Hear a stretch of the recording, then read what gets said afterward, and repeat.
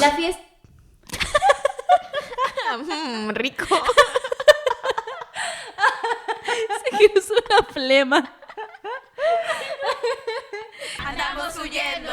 Somos fugitivas de su ley y autoridad. Nosotras informamos lo que otros medios no cuentan. Los golpes más potentes son en comunidad, huyendo de la oscuridad de esta ciudad blanca. Andamos huyendo. Fugitivas MX. Andamos huyendo. Bienvenidos al 6º episodio de la segunda temporada de Fugitivas MX, un noticiero semanal creado y transmitido desde Sitpach, Yucatán, en el que hablamos sobre todos los temas que no le gustan a los fachos cucarachos, desde una perspectiva de derechos humanos, antifascista y amena. Después de unas largas vacaciones y reparadoras también, en esta misión estamos en micrófonos Mariana Beltrán, Rosa Cruz Pech, Lilia Balam y su servilleta Katia Rejón. En controles, Jairo Mucul y en redes, David Jiménez. Arrancamos esta emisión con la nota buenota.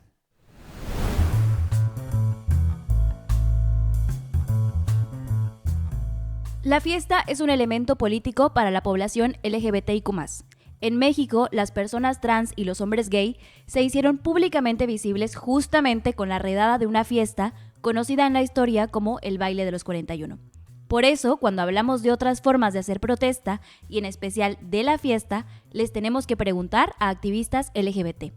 Hablamos con David Adrián García, director del medio aliado Altavoz LGBT en Chihuahua, para saber cuál es la relación entre la fiesta y la protesta en el norte del país. Sí, yo creo que es algo que caracteriza siempre a la marcha del orgullo LGBT, no nada más aquí en Chihuahua, sino a nivel nacional, que es una marcha que está marcada por esta dualidad, ¿no? De entre fiesta y protesta al mismo tiempo.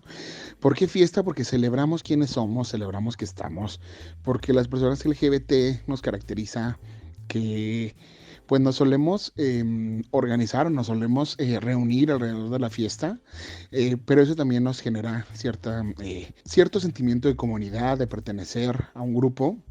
David dice que mostrarse visibles es una gran forma de protestar, pues es muy potente estar presentes, juntes y contentes. Sin embargo, constantemente hay situaciones que trastocan esa esperanza y en las que simplemente es imposible celebrar. Platicamos con Emanuel de la Rosa, quien dirige la revista Gay Style y forma parte de la organización de la marcha LGBT en Aguascalientes, el estado donde ocurrió el asesinato de la magistrade Osiel Baena hace unos meses. Que nos hayan arrebatado a esta persona fue doloroso para la familia, para las amistades, incluso para la sociedad y para el país, porque el movimiento se vio nacional, se vio muy rápido, nos reunimos diferentes estados, diferentes activistas y colectivas para hacer la visibilidad y la exigencia. David está de acuerdo con que la organización de la comunidad ante esta situación fue lo que ayudó a que la esperanza no se cayera del todo. Pues sí dio para abajo, la verdad es que yo veía en el activismo, no nada más aquí en Chihuahua, ¿no? En grupos nacionales yo veía pues cómo andaba la gente realmente muy agüitada por lo que estaba pasando, y pues no era para menos, ¿no? Sí, él era una figura pues muy representativa de nuestro movimiento, era una persona que era bastante conocida, que era muy movida y que pues para todos era importante, no sé, Osiel Baena. Y la verdad es que la esperanza yo diría que la podemos encontrar justo en cosas como las que pasaron ese día. No sé si recuerdan que nos enteramos en la mañana del asesinato de Osiel y en la noche ya se habían organizado decenas de protestas, no sé si cientos de protestas en todo el país. Y yo creo que la esperanza la podemos encontrar en eso, en que a pesar de que nos arrebaten a alguien y a pesar de que nos den un golpe tan duro al activismo y a la población LGBT en general, pues que respondemos y que estamos ahí.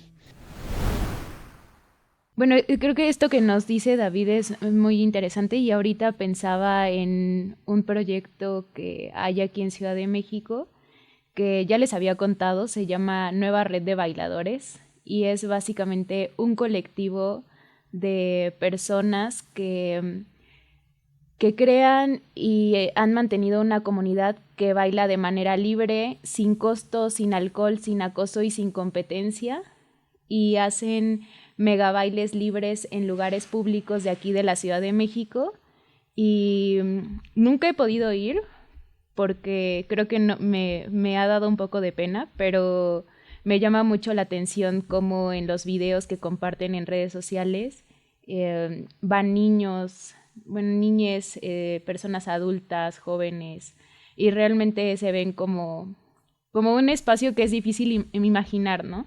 Creo que es difícil imaginar que en el baile no haya alcohol, no haya competencia, ¿no? O sea, incluso como que no nos sintamos mal moviendo nuestro cuerpo de manera libre y que además podamos acceder a él sin costo alguno. Estaba pensando en el momento en el cual se empezaron a agregar a las manifestaciones la parte artística de celebración. Sí. No sé si lo adoptamos de las manifestaciones y las marchas LGBTs, pero en otras manifestaciones que tienen que ver con la defensa del territorio, en los feminismos, sobre sindicatos, aquí en Yucatán, por ejemplo, que es nuestro contexto cercano, siempre concluyen con una fiesta, ¿no? Sí. Un grupo de mujeres haciendo rap, o un chico rapech, ¿no? Por ejemplo, que siempre en cada manifestación está presente, grupos musicales, o sea, como que hay un micrófono abierto para finalizar la protesta. Sí. Y creo que funciona muy bien porque mientras marchas, mientras hablas, hay mucho coraje, hay mucho enojo, hay mucho miedo, y como que concluir con algo artístico, como que nos relaja un poco y nos hace pensar que es posible estar tranquilos, ¿no? Estar tranquiles,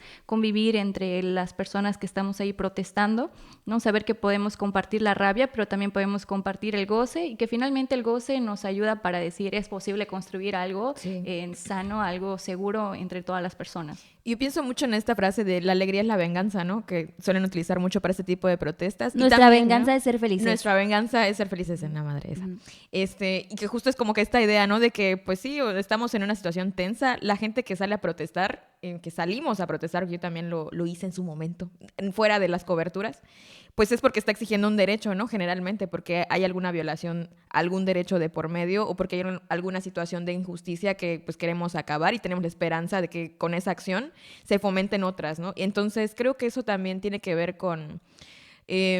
hablando un poquito de lo de la protesta LGBT, creo que la tenemos de referencia porque es la más atacada. O sea, siempre que hay alguna protesta, por ejemplo, la protesta de la diversidad en junio, siempre es como que, ay, pero es que no los van a tomar en cuenta si salen con plumas, ¿no? O qué ridiculez es esa de cómo salen vestidos, nadie se los va a tomar en cuenta. Es que por eso no nos toman en serio, por eso nos atacan, por eso nos agreden. Y lo cierto es que no. Es que también es partir de este hecho de que no importa cómo te vistas ni lo que hagas, te tienen que respetar porque eres una persona y ya tienes derechos, ¿no? Esa es una. Y la otra es que también siento que en los últimos años dejamos de ver a la protesta desde este punto de vista como de protesta sindicalista, ¿no? O sea, yo recuerdo que cuando era era joven, pensaba que las protestas eran como que muy tensas, muy aburridas, de señores con pancartas diciendo cosas que no entendía, con un discurso larguísimo que a nadie le interesaba. Y que daba vueltas y vueltas y vueltas y vueltas. Como un meeting político, ¿no? Y como que en los últimos años yo siento que también las personas que organizan, que salen a las calles a manifestarse, lo hacen también desde un punto de vista un poquito más creativo, diferente. Y pues también, por ejemplo, recurriendo al activismo, ¿no? Que también es una herramienta que han explotado en los últimos años y que hacen que también haya más conecte con lo que están exigiendo, ¿no? También creo que es una forma de decir, oye, mis exigencias no son una serie, un pliego petitorio, un documento gigante y ya, ¿no? Yo te estoy exigiendo porque soy una persona, porque estoy viendo afectado mi bienestar, mi integridad o lo que fuera, y por eso estoy saliendo aquí a la calle a exigir este derecho, ¿no?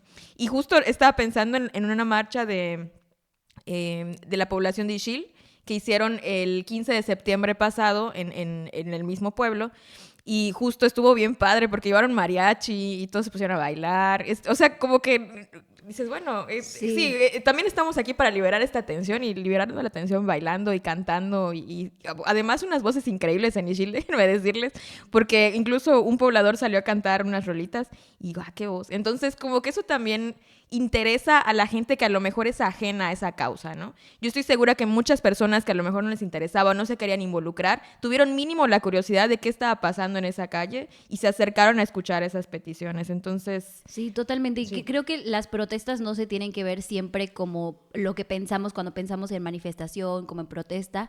Sobre todo en la historia de la comunidad LGBT, en la creación de espacios para disfrutar, para estar juntos, incluso espacios como refugios son históricas, ¿no? O sea, pensando, por ejemplo, en toda esta historia del Vogue, como de la cultura Vogue, de las familias, ¿no? De tener una familia y tener además como que tu vida se centre también como en el disfrute, en el baile, en crear escenarios, ¿no? Como son también tan populares en la historia de la comunidad LGBT, los bares gay, ¿no? Sí. Los bares de mujeres lesbianas, o sea, siempre esos espacios que no están dados para personas que han sido excluidas, me parece como también muy importante que se crean, ¿no? Los espacios no existen, hay que crearlos, ¿no? Sí. Todo y no solamente para protestar, o sea, porque de repente también dices, güey, o sea, solamente quiero ir a tomarme una cerveza y quiero bailar, y eso no significa que esté,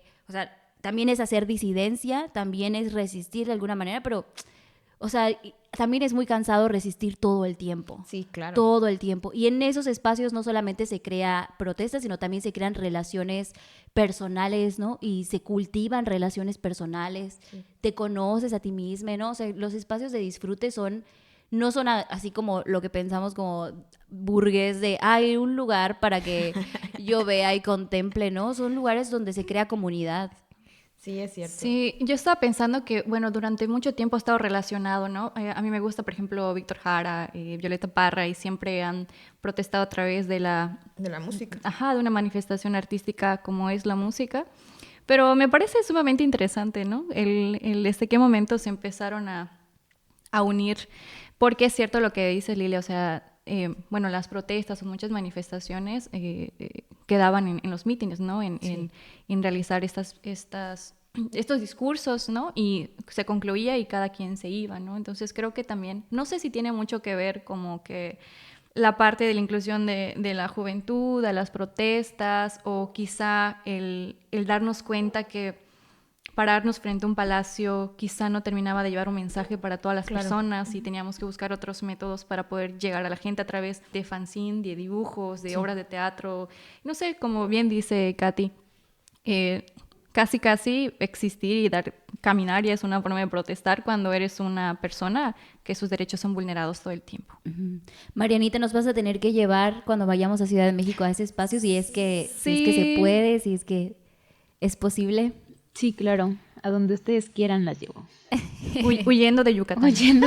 Y bueno, con eso terminamos esta nota y pasamos a lo que nos trae Lilia Balam.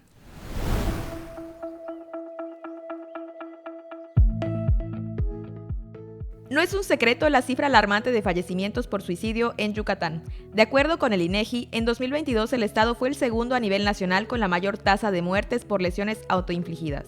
De acuerdo con los servicios de salud de la entidad, en aquel año ocurrieron 213 suicidios, y hasta noviembre de 2023 se llevaba el registro de 199 casos. Desafortunadamente, existe mucha desinformación respecto al suicidio. Por eso le pedimos al psicólogo Edgardo Flores, presidente de la Asociación Yucateca de Suicidología, que desmintiera los mitos más comunes respecto al suicidio. Por ejemplo, se suele afirmar que la depresión siempre es una causa, pero esto es engañoso. Estadísticamente hablando, sí tiene una prevalencia como un factor de riesgo importante. Sin embargo, es un mito porque no todas las personas que tienen depresión manifiestan riesgo suicida, ni todas las personas con riesgo suicida tienen depresión. Lo mismo se maneja un poquito en el sentido con el tema de los trastornos mentales. Otro mito popular es el de la existencia de una diosa del suicidio maya, Xtap. Este dato tampoco es verdadero. El doctor Orlando Casares se ha encargado de desmitificar esta idea, encontrando que en realidad la diosa Xtap nunca fue como tal una diosa del suicidio, sino era algo así como una advocación de la diosa Ixchel que estaba enfocada al tema de la caza del venado. El mito que seguramente hemos escuchado mucho en esta época es que en diciembre se elevan los casos de suicidio en Yucatán. Y resulta que no, pues estadísticamente los meses con mayor número de muertes por suicidio en la entidad son mayo, julio y agosto. También se cree que el suicidio ocurre por una sola razón y que hablar del tema genera que más personas tengan pensamientos suicidas, pero esto es falso. Son muchos los factores que desencadenan el suicidio. Y si se habla del tema de forma pertinente, adecuada, con una narrativa cuidadosa, se logra que las personas que lo requieran buscan ayuda. Precisamente esa es la razón por la cual se deben analizar y confrontar estos mitos.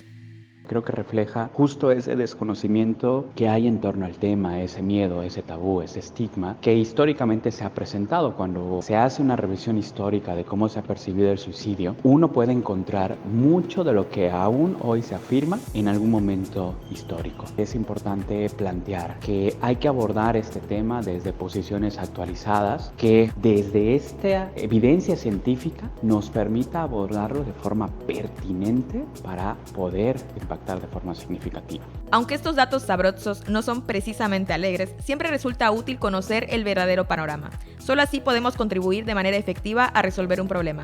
¿O qué opinan ustedes, amigas? Estuve leyendo un estudio de varios autores aquí en Yucatán. Se llama Aproximaciones al suicidio en Yucatán, una mirada a la estadística descriptiva. Que salió en el 2022 y me parece muy interesante porque algo que plantean los autores de ese estudio es que siempre se habla del suicidio desde la perspectiva psicológica o psiquiátrica, ¿no? Y ellos lo que hacen es plantear la perspectiva antropológica y matemática, que bueno, eso no es algo nuevo, se hizo con la obra de Emily Durkheim en 1998, pero digamos como en la opinión pública siempre hablamos del suicidio como un tema de salud, que bueno, no digo que sea menor o que no se deba de tomar desde esa perspectiva, pero lo que hace esa perspectiva es decir, es un tema de salud, tiene que ver, como decías, ¿no, Lilia? Tiene que ver con la depresión y eso lo que hace es como individualizar el problema, ¿no? Entonces lo que plantean allá es que también se tiene que hablar desde la perspectiva sociológica para que las políticas públicas sean también colectivas, ¿no? Si es algo que sucede en la sociedad de Yucatán, no debería ser nada más acciones pensadas para las personas que, no sé, tienen un familiar que haya tenido pensamientos suicidas, sino para toda la gente que vivimos acá, ¿no? Y bueno, tienen bases de datos, por ejemplo, de 1990 al 2019 y empiezan como a hacer una diferencia entre el sexo, ¿no? La edad, el nivel de estudios socioeconómicos, la ocupación y la geolocalización de las personas que se han suicidado. Que se han suicidado, ¿no? Y bueno, eso, como me parece que plantear la desigualdad y la marginación como elementos que pueden en un nivel macro, porque como ya decías, Lilia, no se puede hablar como de una sola razón, pero plantear eso, ¿no? Como la desigualdad y la marginación son cosas que sí pueden afectar o que pueden llevar a una persona a tener pensamientos suicidas. Y sobre los mitos creo que la labor que hacemos como periodistas al tocar estos temas, y ahorita a lo mejor nos puedes platicar también de lo que han hecho en Somos Periodistas, ¿no? El colectivo para poder hablar desde el periodismo este tipo de temas, porque en el estudio, por ejemplo, hablan sobre Yucatán Ahora, que es un periódico que no recomendamos, bueno, es un medio de comunicación que no recomendamos, y tienen una nota que, bueno, acá estamos hablando de que sí debería de hablarse del tema del suicidio desde una perspectiva interdisciplinar, pero ahí se fueron al otro extremo y invitaron a un nutriólogo que dijo que su tesis era que el yucateco tiene personalidad de hígado y que el hecho de comer carne, lácteos y harina propiciaba suicidios, ¿no? Como ese tipo de cosas tan irresponsables que se siguen reproduciendo y que siguen haciendo que pensemos como en mitos como los que ya planteabas, ¿no? Sí, no, esto está terrible, ¿no? Personalidad de hígado. Yo creo que tengo personalidad de corazón. De riñón. De colon irritado. Personalidad anal. Iba a decir que tiene mucho sentido porque justo en pláticas que he estado con Edgardo siempre hablamos de que para hablar del suicidio pues obviamente es estar hablando de la salud mental, ¿no? Y lo complejo que es decir que la gente tiene una conducta suicida cuando no estamos viendo más allá de esa, entre comillas, conducta, ¿no? Cuando vemos que hay mucha desigualdad, cuando vemos cómo la pandemia generó más estrechas, más pobreza, menos trabajo, ¿no? O sea, como que fueron abriendo muchas grietas en grupos que ya históricamente han sido vulnerados y cómo les vamos a decir a esa persona, ¿no? O sea, con qué podemos decir, no, échale más ganas, y esas frases que terminan por estigmatizar la situación. Sí. Y la segunda es justamente eso. A mí me daba mucho miedo hablar del suicidio porque digo, yo no conozco el término ni la situación, y Edgar es una persona que dice, hay que empezar a hablar, ¿no?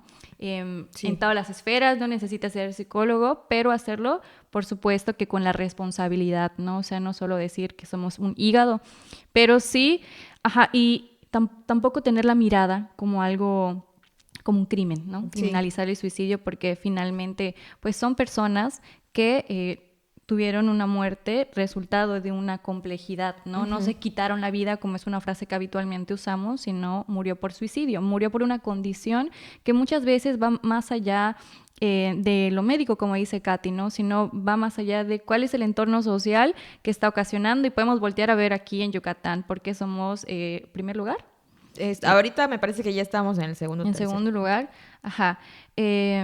y creo que Nuevo León es el primero, bueno, no estoy segura, ¿no? Pero, ¿qué está pasando en este estado? ¿Qué está pasando en estos contextos? Que está aumentando el índice, ¿no? Creo que ahí tenemos que empezar a fijarnos en lugar de individualizar y decir, no, pues es que estaba enfermo, ¿no? No, pues es que tenía problemas, no, pues es que nunca quiso la vida o cosas así. Pensaba mucho en lo que decía ahorita Rosa, y es que, o sea, creo que incluso para las personas que en algún momento no hemos atravesado por pensamientos suicidas, es muy difícil hablar de ello, incluso con nuestras personas cercanas, ¿no?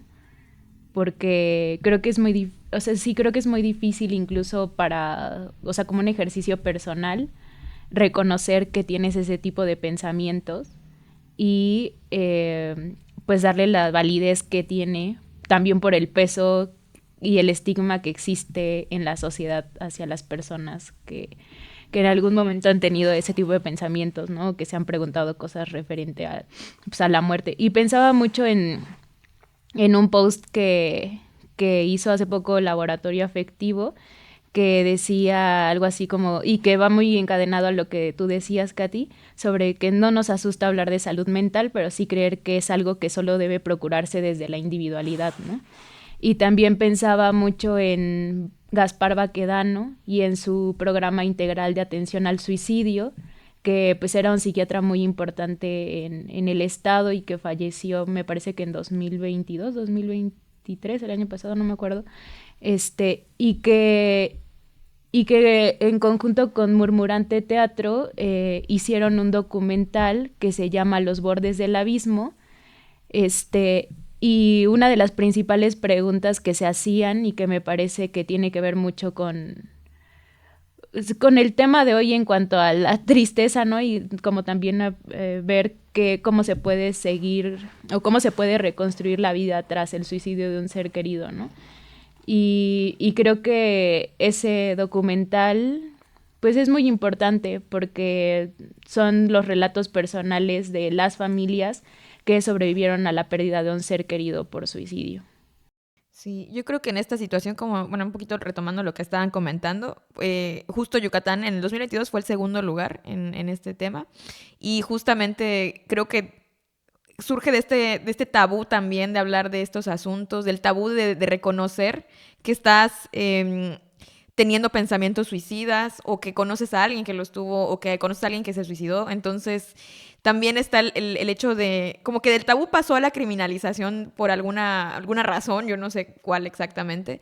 Y creo que todo esto ha generado como que este aura de misterio, ¿no? Que es lo que ha propiciado estos mitos. El hecho de que hayamos llegado al punto de creer que hay una diosa maya del suicidio, yo creo que es porque hay demasiado, es como un aura de misterio, de no sé si está rayando casi en como que en esto de vamos a mitificarlo todo para que no se hable del tema, ¿no? Para que no se hable a profundidad.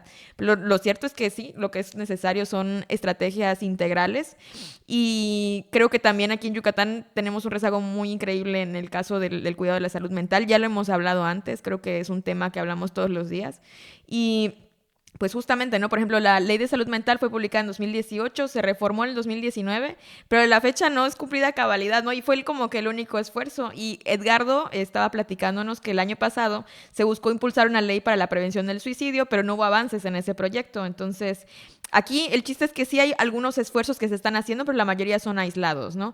Y creo que ahí está la situación también, como que dejar de verse como competencia entre organizaciones o hacer estos esfuerzos aislados, tal vez que no tienen como que esa vinculación, para comenzar a plantear estrategias integrales, porque definitivamente, como ya lo mencionó Katy, no es una situación de una persona que tiene un pensamiento suicida, sino que son una serie de hechos, de factores que llevan a esta situación, ¿no? Entonces, creo que también eso es momento de hablarlo, ¿no? ¿Cuántas situaciones de crisis tiene que atravesar una persona para tomar esta decisión? Creo que también eso a veces no lo queremos hablar, ¿no? O sea, a lo mejor es una cuestión personal, una cuestión económica.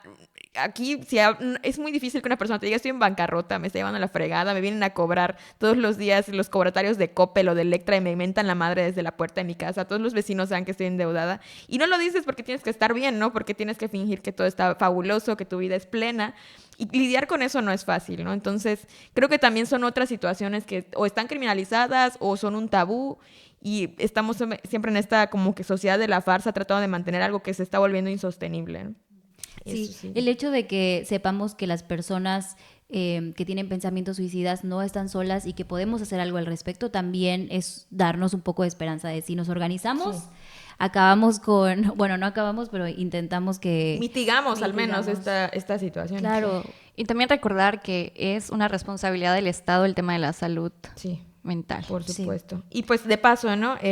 Les recuerdo a las personas que están escuchando este podcast, si alguna necesita ayuda, puede llamar a la línea de atención emocional de la Secretaría de Salud, que es el número 800-108-8000.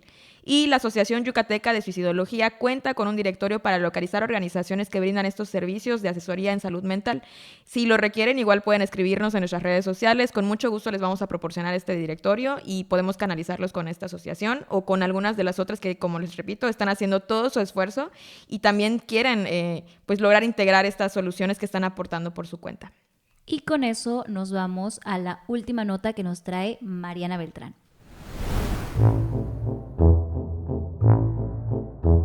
En las últimas semanas, el movimiento Boicot, Desinversión y Sanciones BDS ha hecho un llamado para que dejemos de consumir productos o empresas que operan en el territorio palestino ocupado y se benefician o participan del apartheid israelí.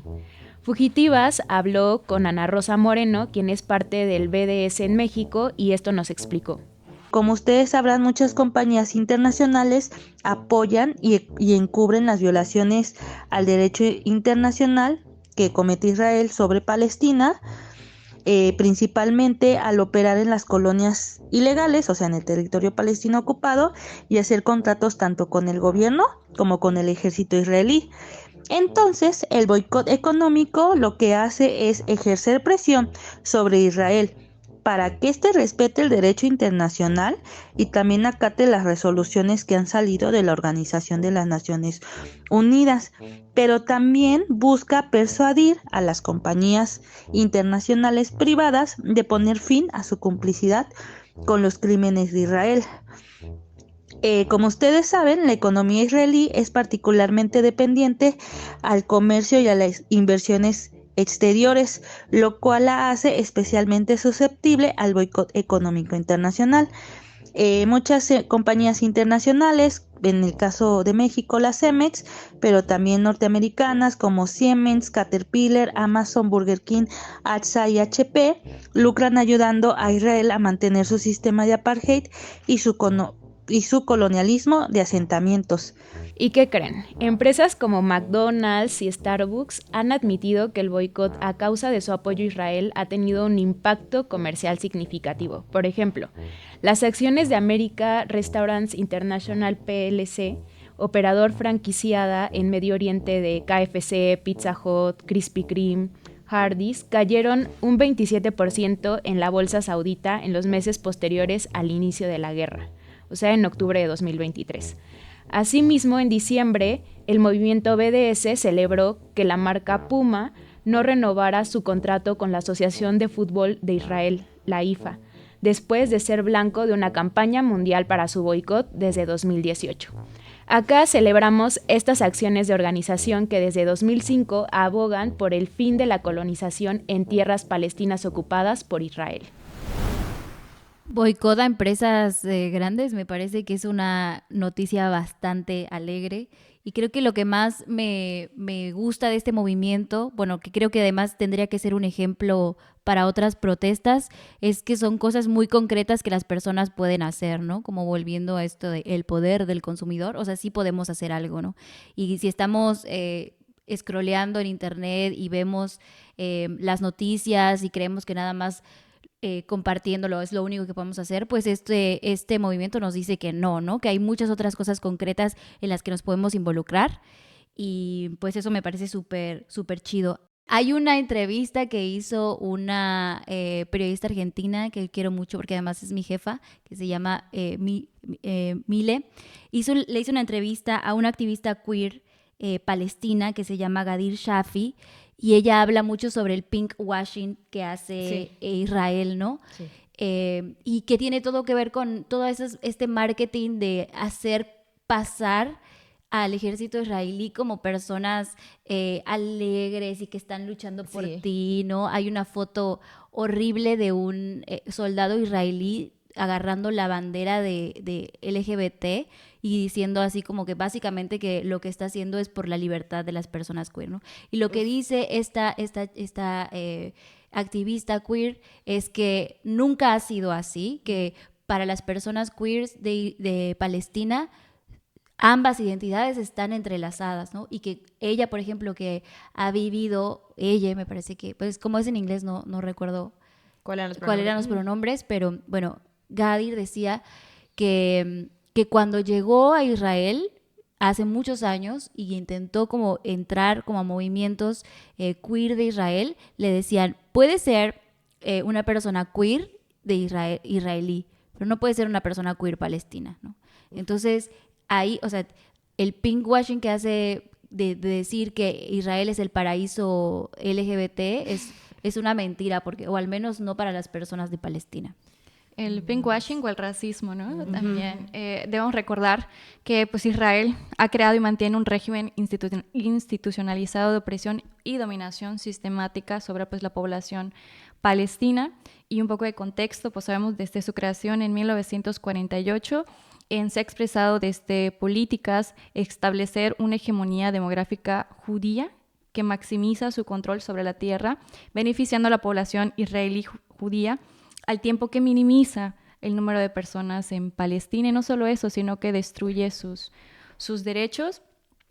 Y justo creo que es muy importante, es un tema bastante complejo y complicado, ¿no? de explicar, pero es un ejemplo de cómo hay leyes, hay políticas y hay prácticas de discriminación que vienen causando todas estas injusticias, ¿no? Aspectos sobre la violación a los derechos humanos, sobre la tortura, que tienen que ver sobre los desplazamientos, ¿no? Ahora con lo que está pasando en la Franja Gaza, vemos que este sistema que le llaman apartheid se ha construido y se mantiene durante muchas décadas. No es algo que esté pasando ahorita, no lo que nuevo. Pasa que como estamos del otro lado del charco y son temas que no los ponen en la radio, no los ponen en la televisión, sino que son pequeños medios de comunicación quienes están hablando y nos mantienen al día a día con esta situación, pues se vuelve muy complicado de abordar, ¿no? Sí. Porque para poder entender el contexto hay que estudiar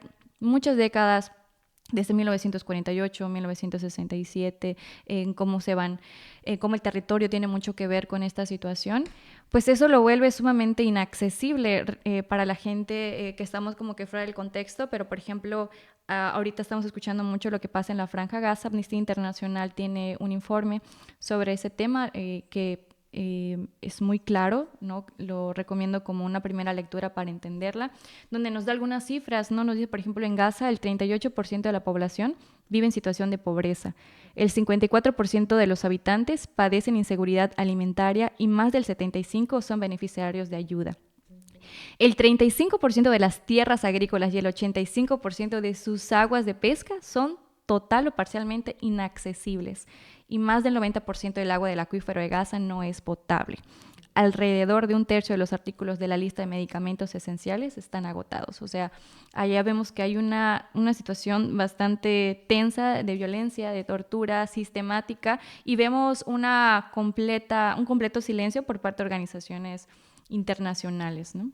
Sí, yo creo que ahí hay, bueno, estas cifras que nos compartes están impresionantes. Y creo también un poquito retomando tal vez lo que ya hablamos a lo largo del programa, yo sí creo muchísimo en el poder del boicot. O sea, yo orgullosamente creo que sí he dejado de consumir y de utilizar y de recurrir a ciertas empresas y ciertos productos que me desagradan por alguna razón. Un ejemplo muy breve, yo no consumo hamburguesas desde el 2010 de la cadena McDonald's y de Burger King, sin hacerles mala publicidad, porque me dieron infecciones estomacales. Entonces, para mí el boicot es no volver a consumir nada de la cadena.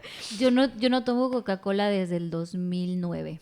Uf, imagínate, ¿no? Yo llevo mucho tiempo sin tomar coca, pero porque no me gusta. Eso es diferente, ¿no? Eso es Claro. personal, ¿no? Pero, por ejemplo, en el caso de la coca, me imagino que fue una decisión personal de no volver a consumir la bebida. Embotellados en general, sí. Ahí está, ¿no? Entonces, yo sí creo en el poder del boicot. Muchas veces lo he dicho. Si me siguen en Facebook, sabrán que hago llamados al boicot muy seguido. Sobre todo con casos de medios de comunicación. Y lo estoy relacionando un poquito con lo que mencionabas, Katy, de la nota pasada, sobre este medio que cubre de manera irresponsable el tema del suicidio. Y pues yo lo he dicho muchas veces en Facebook, no consuman medios de comunicación que criminalizan a personas, que criminalizan el suicidio, que hacen del suicidio un espectáculo masivo como si fuera un show, ¿no? Un espectáculo realmente. Pues si un tema tan sensible como Exacto. como el suicidio no tienen la responsabilidad de abordarlo bien, imagínense las notas del día a día. Claro, exactamente. Eso, o sea, ¿qué te asegura, qué te da la confianza de que te van a dar una información que esté cuidada, con una fuente fidedigna o que esté verificada siquiera? A lo mejor y empezamos a propagar estos mitos, ¿no? A lo mejor te están dando información falsa, ¿no? Y te la pintan muy buena. Lo mismo creo que ocurre en el caso de estas empresas que a lo mejor por lo inmediato, yo también entiendo, ¿no? Lo inmediato vamos a consumir lo que está, pero si le rascamos un poquito y descubrimos quién está detrás de esa empresa multimillonaria seguramente, podemos también descubrir que nuestro dinero está yendo a parar a manos que lo van a utilizar para algo que a lo mejor no está muy acorde a lo que nosotros queremos, a lo que nosotras pensamos o en lo que simpatizamos o lo que fuera.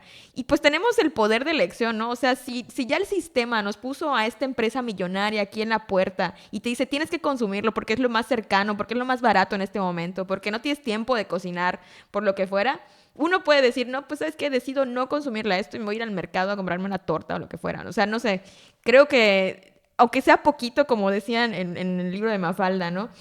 Una pulga no detiene un ferrocarril, pero llena de ronchas al maquinista. O sea, yo estoy muy de acuerdo con eso. Hermosa. Amo. Pues es real, al menos que vamos a fingir que tenemos cierto poder para... O sea, digo fingir en el sentido de que obviamente no vamos a detener a una empresa multimillonaria con no consumirle un día un café de Starbucks, ¿no? Pero al menos no va a ir esos 10 pesos, que la verdad es que nada en Starbucks cuesta 10 pesos. Ese dinero, esos 100 pesos, no se van a ir para allá, van a ir a otro lugar, ¿no? Que tal vez podría hacer mejor provecho de ese recurso, no lo sé. Pero 27%, o sea, Sí. es bastante. O sea, Es como una tú cosa dices. escandalosa. Sí. Y entonces, como que sí, yo sí creo mucho en el poder del boicot, la verdad. Y yo creo que también podemos... Replicarlo en Yucatán.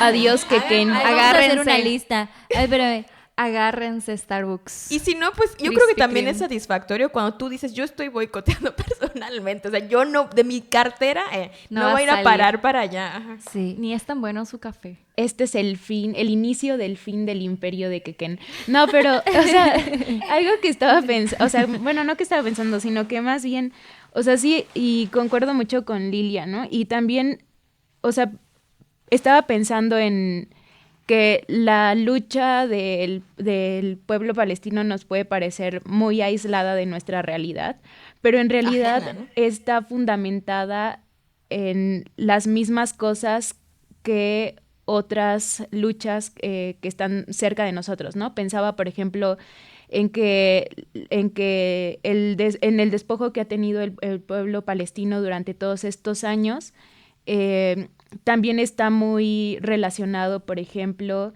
con que haya empresas multimillonarias que abiertamente apoyan el mantenimiento y la reproducción de distintos aparatos de represión, ¿no? Y con aparatos de represión me hablo, por ejemplo, de las prisiones, de los muros de apartheid, de la exclusión, ¿no? Y también no olvidar que la ocupación, por ejemplo, de Palestina no sería posible sin gobiernos como el de Estados Unidos, ¿no? Claro. Entonces, también ver las similitudes que tenemos, por ejemplo, que fue algo que ya señaló la delegación sudafricana que denunció el genocidio en Israel hace como 2 semanas, pues tienen muchísimas similitudes ambos apartheids, ¿no? Y al final, como decía también Angela Davis, o sea, esta lucha por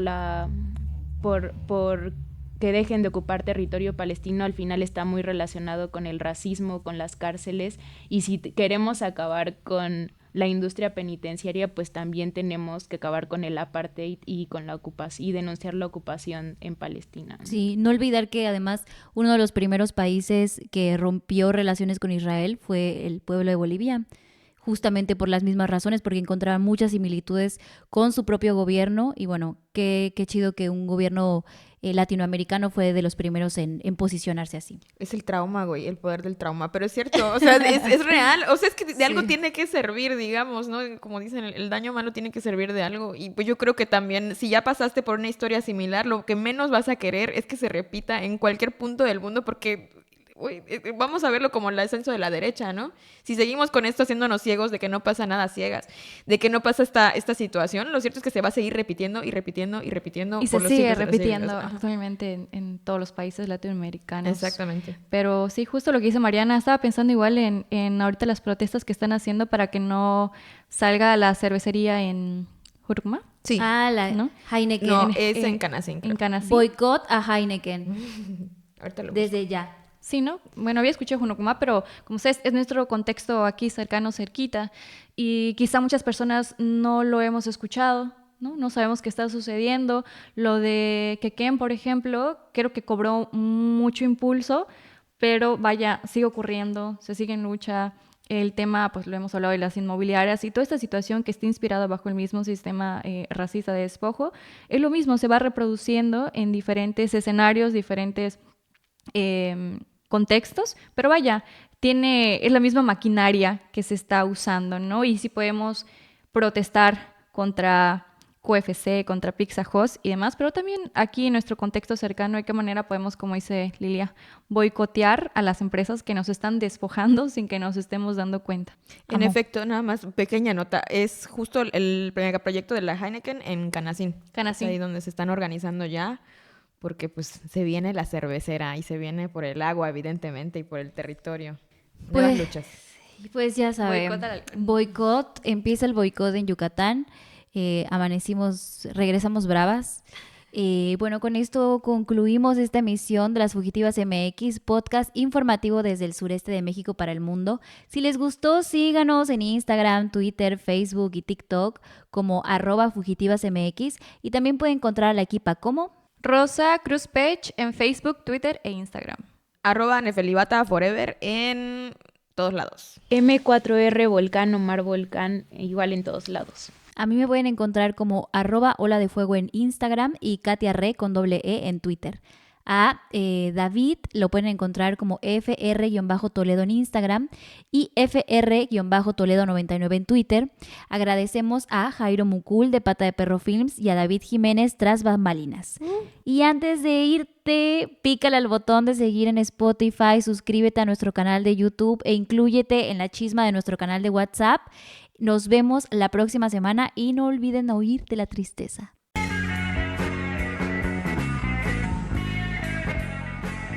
Fugitivas MX, andamos huyendo.